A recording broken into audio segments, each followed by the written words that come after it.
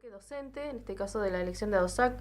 Romy, te voy acá a dar la posibilidad de que vos sigas ayudándome con esta entrevista para ver cómo van a desarrollarse estas elecciones, con esta lista, bueno, cómo Sí, sigue. por ahí tomando un poco lo que venía hablando Adriana, de este sindicato que salga un poco más un poco más no, que salga a las escuelas, que recorra las escuelas, que no sea un gremio que está en la oficina esperando los reclamos que llegan día a día, porque todos los días los compañeros y las compañeras tienen problemas en cuestiones laborales y dudas.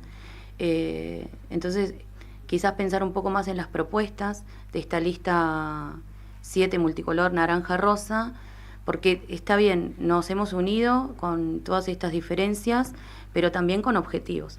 Y uno de esos objetivos es la modificación del estatuto, que sea un sindicato más democrático, que sea participativo a través de los cuerpos de delegados, porque si bien uno sabe qué pasa en cada uno de los niveles, no es lo mismo lo que pasa en el jardín del barrio San Benito a lo que pasa en el jardín del barrio Belgrano o del barrio Evita, porque las situaciones sociales son diferentes, los contextos, las familias, las cuestiones pedagógicas va cambiando en cada lugar, entonces la importancia del funcionamiento a través del cuerpo de delegados. Quizás por ahí comentar un poco estas propuestas, no sé si Juan, Adriana, César. Bueno, con respecto a lo que venías diciendo, es muy importante que el gremio vaya a las escuelas, eso lo vimos, estuvimos hablando con las compañeras del nivel inicial y es muy importante la creación de los gabinetes psicopedagógicos, es muy importante para el nivel inicial que podamos recuperar las preceptoras únicas. Ayer estuvimos charlando un montón de cuestiones que tienen que ver con la responsabilidad civil que tenemos como profesionales de la educación, ¿no es cierto? En el nivel especial es muy importante que los compañeros, las MAI, en este caso que van a las escuelas, tengan sus viáticos porque se tienen que recorrer de escuela a escuela, tienen alumnos en inclusión, ¿no es cierto?, en distintas escuelas donde tienen que pagar de su bolsillo, cuando vemos que, por ejemplo, el gobierno tiene sus viáticos, se van de viaje a otros países, entonces, bueno, siempre el docente está apostando más a la educación. En el nivel inicial nos decían, no tenemos los elementos, los materiales para hacer juguetes, elementos que tienen que ver, elementos educativos, ¿no es cierto? Y entonces ahí vemos que está faltando un montón de cuestiones para nuestros compañeros y ellos decían, no, estamos cumpliendo horario en otro colegio porque no tienen su propio edificio en condiciones y están poniendo plata de su bolsillo, lo que significa que nosotros siempre estamos apostando como lo hicimos en la pandemia. Entonces un tema muy importante y sensible que debemos trabajar es el tema de la inclusión en los distintos niveles y modalidades, ¿no es cierto? Acá es importante ver y trabajar la legislación, donde decimos que hay, no decimos, sino que vemos hay muchos vacíos legales. Estuvimos analizando el otro día legislación del año 69, del 2005, distintos instrumentos legales que, bueno, que necesitamos que se revean. Durante estos 12 años prácticamente no se ha trabajado nada de legislación. Nuestros compañeros, lamentablemente, de la Comisión Directiva Provincial, nuestros paritarios en las subcomisiones, no se ha trabajado prácticamente nada de legislación. Y entonces quedan estos grises que nosotros, para nosotros por lo menos, es muy importante trabajar la parte de la Secretaría Gremial, seguramente ahí que tiene que ver con asuntos legales, ¿no es cierto? Y va a ser un gran desafío, ¿no? Y una cuestión muy importante, la superpoblación que hay por ahí en algunos edificios escolares, que ayer nos decían, y en otros edificios, por la falta de alumnos, también el cierre de edificios, de aulas, ¿no es cierto? Acá sería muy importante remarcar que se debe cumplir la legislación vigente también y por eso es importante que la veamos, porque el contexto es diferente, lo charlábamos el otro día, hay legislación muy antigua, entonces por ahí no se cumple con la cantidad de alumnos en proceso de inclusión, donde la legislación, ayer en una radio hablábamos y decíamos, si hay un alumno en proceso de inclusión, debería haber un máximo de 20 alumnos. Hay a veces que hay alumnos con Q, hasta 4, y no, a veces no te brindan las herramientas, no se crean los cargos o tardan mucho tiempo en salir esos cargos en ofrecimientos, y la verdad que se produce toda una situación para el docente que se ve desbordado. Eso lo charlábamos en los distintos niveles, que se ven desbordados los docentes, en este caso, cuando se tienen que dar muchos procesos de inclusión en un mismo curso. Bueno, mirá, tiene varias aristas quizás la propuesta que nosotros traemos, pero se basa en un eje central, que es esto que decía Adriana, de tratar de comprender que hay dos modelos sindicales diferentes. Digo, una propuesta es respetar los mandatos del Congreso, por ejemplo. Este Congreso de ADOSAC tiene un mandato del 2009-2011, no recuerdo bien, modificación del estatuto gremial. Ya estamos en 2024. No se ha modificado el estatuto gremial, no se ha llamado a las bases a discutir cómo se modifica el estatuto del sindicato para dar una mayor participación, no a las agrupaciones, a la docencia en general dentro de la vida sindical. Por ejemplo, no puede ser que un sindicato donde la conducción del gremio se pasa diciendo que somos el 90% de compañeras, no tenga una secretaría de género. No tiene una secretaría de género. Entonces no se modifica el estatuto para crear la secretaría de género, no se modifica el estatuto para garantizar la representación de todas las voces dentro del Congreso, por ejemplo. Entonces en eso bastante se parece, por ejemplo, a la conformación que armaba el kirchnerismo dentro de la Cámara de Diputados, cuando tenía el 80% de la representación de los diputados sin haber tenido el 80% de esa representación en los votos. Y en nuestro sindicato pasa exactamente lo mismo. El estatuto dice, si vos ganás, te llevas el 80% de la representación de los congresales, el que sale segundo se lleva el 20%, y de ahí para abajo el resto no se lleva nada. Aunque en la elección hayan participado 3 listas y salieron 30-30-30, no importa. No le dan participación a esa tercera lista. Solamente quedan las 2 primeras, y la primera con una sobre representación que no le corresponde, porque claramente un 80% de representación con un 32 o 33% de los votos no se corresponde con la realidad. Entonces, ¿por qué la comisión directiva no quiere ir a la modificación del estatuto? ¿A qué le tiene miedo? ¿A la representación genuina de los docentes dentro del Congreso para determinar cuáles son los rumbos que hay que seguir en determinado conflicto? Bueno, no está bien, no es razonable. La propuesta que nosotros hacemos es poder cumplir con los mandatos de Congreso y poder cumplir con los mandatos de asamblea. Hasta ahora nos ha tocado participar de asambleas donde los compañeros y compañeras han dicho sí, tiene razón, la gente de las agrupaciones de oposición hay que ir por este camino, y en otras nos ha tocado que la gente diga no, hasta acá llegamos, y nosotros hemos ido, hemos levantado la mano por lo que los compañeros han dicho en las asambleas. Hemos votado exactamente lo que los compañeros nos han mandatado en las asambleas. Eso significa que no va a haber una modificación en los términos de lo que plantea la Lila, sino que va a haber una real representación de lo que los docentes pretenden dentro de las escuelas. Y a eso tenés que traer también toda la discusión que después uno lo puede plantear como propuesta, pero en realidad se trazan como objetivos. A ver, el objetivo de este frente es ir a pelear para que los docentes salgan de la línea de pobreza. ¿La propuesta cuál sería? Superar la traba que ha significado la agrupación Lila a la hora, por ejemplo, de decir hay una paritaria pero no hay asamblea y no hay congreso. Porque debieran ser los docentes los que determinen si ahora necesitamos o no necesitamos un aumento salarial, y no un dirigente sindical en un medio de comunicación diciendo que las cosas están bien. Nosotros necesitamos discutir en asamblea y necesitamos discutir en congreso cómo hacemos para recuperar el salario. La propuesta de este frente que hemos construido es buscar todos los medios, canales, caminos posibles para que el salario salga de la línea de pobreza. Y haremos asamblea y haremos congreso y discutiremos, le abriremos la puerta a todos los docentes a que vengan a discutir cómo hacemos para lograr ese objetivo. Cómo hacemos para lograr el objetivo de que se mejoren los edificios. Cómo hacemos para lograr el objetivo de recuperar nuestra obra social, porque acá no alcanza solamente con que nos reincorporen los medicamentos del Vademecum que faltan, nos tienen que devolver nuestra obra social. No puede estar determinando el gobierno qué va a hacer con nuestra obra social, a la que le aportamos nosotros los laburantes Cada sector de trabajadores tiene su obra social, a nosotros no nos dejan tener nuestra obra social. La manejó el gobierno de Alicia Kirchner durante un montón de tiempo y ahora la maneja el gobierno de Claudio Vidal recortando medicamentos, porque nos dijeron ahora tienen gente en el directorio. Bueno, buenísimo, tenemos gente en el directorio, pero los medicamentos los siguen recortando, se hacen las decisiones las toman ustedes, no las tomamos nosotros. Entonces queremos que nos devuelvan nuestra obra social.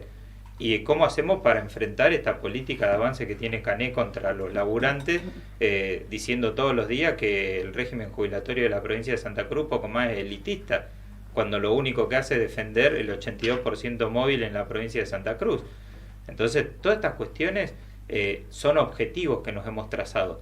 ¿Cómo vamos a resolver esos objetivos? ¿Cómo proponemos resolver esos objetivos? Es a partir de un gremio abierto, que involucre a los docentes en la participación del debate, la discusión, la elaboración de propuestas que nos permitan conseguir esos objetivos.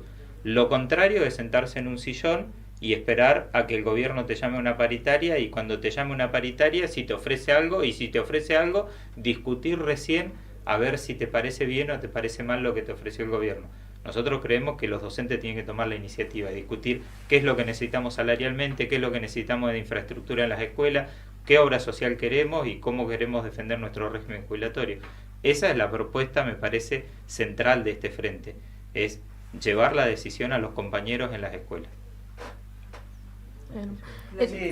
Hay una cosa, ¿no?, de esto que a ver, por un poco uno piensa la situación docente. Yo, como una trabajadora afiliada de ATE, tengo también una experiencia recorrida dentro del sindicato con acciones que terminaron burocratizando al sindicato, y terminamos en una situación hace unos años atrás donde finalmente un grupo muy reducido de personas tomaban las decisiones por todos, ¿no? Entonces era una relación muy paternalista, donde terminaban diciendo: ustedes como trabajadores lo que necesitan es esto, y nosotros se lo vamos a dar, y la mejor manera de hacerlo es como lo hacemos nosotros. El resto solamente es una piedra, nos quieren poner trabas, y pensaban estos argumentos que aparecen un poco cuando dicen: ¿cuál es el argumento para decir ustedes no? Porque alguno es de un partido político, porque militan en algún que otro lado. Entonces, cuando uno se pone a pensar esta relación y dice: bueno, pero todos ustedes son los malos, y los únicos que están bien, los únicos que tienen la realidad clara sobre cómo se tiene que abordar los problemas de la educación en la docencia son ellos, y el resto está todo equivocado, y lo único que tiene son intereses políticos, ¿no? O sea, cuando uno se pone a pensar eso, o sea, razonás y decís: bueno, hay un problema, ¿no? Porque ¿cómo puede ser que todo el resto que está en una asamblea y hace un planteo diferente, alguna forma de lucha que haya que dar respecto a diferentes problemáticas como la obra social, todos estamos equivocados menos la cabeza, ¿no? La cabeza tiene bien claro, y también uno piensa: bueno, la distancia que hay entre un dirigente gremial que hace muchos años está ocupando un lugar de estas características, y que no está en el aula también, ¿no? Esto que ustedes van por ahí recorriendo, rescatando de cada espacio de docente que está trabajando, bueno, aparecen muchas cosas, ¿no?, que me hacen pensar un poco en la forma de que ellos se plantean los problemas y las respuestas que surgen también de eso, ¿no? No sé si ustedes, bueno, han tenido ese tipo de debates dentro de... Sí, sí, a mí me gustaría explosionar sobre, respecto a ampliar un poquitito la cuestión que hablaba Juan Manuel.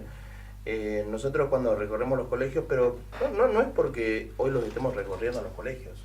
Quienes estamos acá, Juan Manuel, César, yo, somos docentes en actividad, y muchas veces nos golpea la realidad de que tenemos cuestiones de que aparecen y nos sentimos impotentes de no poder. Nosotros no somos conducción, y eso también nos moviliza a decir: hoy somos parte de una lista porque hay cuestiones que queremos resolver, porque muchas veces pasamos situaciones de impotencia. Fíjense, yo tengo mi compañera de vida que es docente de primaria, y la verdad que uno por ahí escucha y ve y cómo de repente tienen alumnos, como decía César hace rato, aulas con más de 25 alumnos, ¿no es cierto? Y en ese listado de alumnos también tenemos alumnos integrados, ¿no?, en proceso de inclusión. Entonces sobrecargan por un lado, pero no dan las herramientas para que ese docente pueda trabajar con todos en general, y termina creando un estrés tremendo en los docentes, y por ahí también hasta esa sensación de que hasta dónde es mi rol, y la frustración a veces cuando no puede trabajar con todos sus alumnos, ¿no? En secundaria nos pasa, y eso nos pasa y lo sentimos, yo lo sentí en carne propia, de decir, nos cierran por un lado, o sea, ¿cómo trabaja el UA? ¿Cómo trabaja el consejo? Y los docentes sienten que no son escuchados. ¿Por qué? Porque de repente en un colegio donde no te da por la normativa el número de alumnos para mantener ese curso, te lo cierro. Pero esos alumnos se trasladan a otro colegio donde se genera una superpoblación. Pero en ese colegio donde hay una superpoblación no se abren nuevas secciones, ¿no es cierto? Entonces se está precarizando el trabajo, porque por un lado estás superpoblando y por el otro lado le estás quitando fuentes de trabajo a muchos compañeros. Entonces son cuestiones muy importantes y que nosotros decimos en las subcomisiones laborales las tenemos que tratar. Tenemos que ir a defender eso, y eso vemos que muchas veces no está palpado en las subcomisiones. En ese sentido nosotros, como decíamos, nos conformamos como frente porque detectamos todas esas cuestiones que no son escuchadas y no son llevadas a las subcomisiones. Nosotros tenemos, si nos hablas concretamente, tenemos la voluntad de trabajar para que esas cuestiones lleguen a la subcomisión y de tratar de que se solucionen, que lleguen las soluciones realmente. No que sea solamente una palabra plasmada en un papel y del otro lado te siguen diciendo lo tratamos en la próxima subcomisión. Adriana. No, estaba pensando en esto de lo que los docentes, la docencia fue perdiendo en estos años, en sus condiciones laborales, y también que repercute en las familias y en las infancias y las adolescencias. Por ejemplo, allá en el debate en Pico Truncado me refiero, sobre la conformación de las propuestas, surgió el tema de la ESI, ¿no? Que va asociado también a lo que decía la Secretaría de Género. La ESI, este gobierno la anuló, bueno, Milei también a nivel nacional, pero el justificativo no puede ser como había ñoquis o como había referentes puestos a dedo, entonces liquidamos la ESI. La ESI es fundamental recuperarla para las escuelas en todos los niveles, porque los casos que se están dando no solamente referido a la violencia de género, sino de discriminación, de no aceptar otras, la diversidad, o incluso la ESI colaboraba para detectar, para prevenir, ¿no? Violencias intrafamiliares y demás. Se dan casos muy graves, se están dando, y se necesita volver a formar esos equipos de ESI por nivel, en forma transversal, lo discutimos cómo, pero como eso, otras cuestiones, ¿no? Relacionadas con las condiciones laborales. Así que, bueno, eso sería otra propuesta. Y en cuanto a lo que decía Gabriela, de un lado toda la razón y del otro lado, creo que del otro lado hasta el momento no hay propuestas, ¿no? Porque se supone que vos ya me conocés, ¿no? Entonces no hay propuestas, y es parte de ese modelo sindical que decíamos antes, que también desarrolló Juan Manuel, que es un modelo cerrado donde el dirigente es el que decide, el que va a solucionar. No, el dirigente no va a solucionar nada, el dirigente tiene que abrir las puertas para que la docencia se reúna, debata y decida en asamblea cómo se va a organizar, qué prioridades va a dar.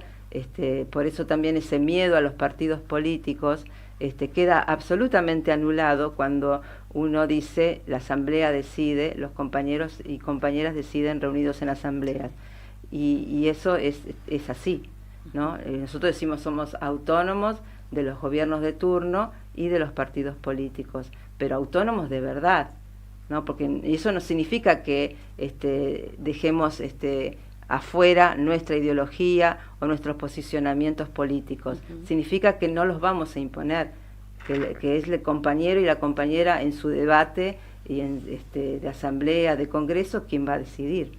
Y a eso hay que apuntar, que la base decida, ¿no? Bien, bueno, llegamos al final de esta entrevista. Le agradecemos a todos por haber estado y por haber, bueno, planteado la perspectiva de la lista 7 multicolor. Seguro vamos a estar en próximos programas, vamos a seguir hablando porque, bueno, esto es una campaña larga de acá al 18 de octubre. Así que, bueno, vamos a despedirnos de, bueno, de los compañeros. No sé si alguien quiere decir algo más, si no ya... Bueno, invitar a los compañeros para el 18 de octubre. Ojalá nos puedan acompañar. Como lo dijeron los compañeros, hay dos modelos de sindicalismo acá, así que ojalá nos puedan elegir. Somos la lista 7 multicolor, naranja rosa. Bien, bueno, estamos entonces, vamos a un pequeño cortecito y ya volvemos con nuestra próxima entrevista.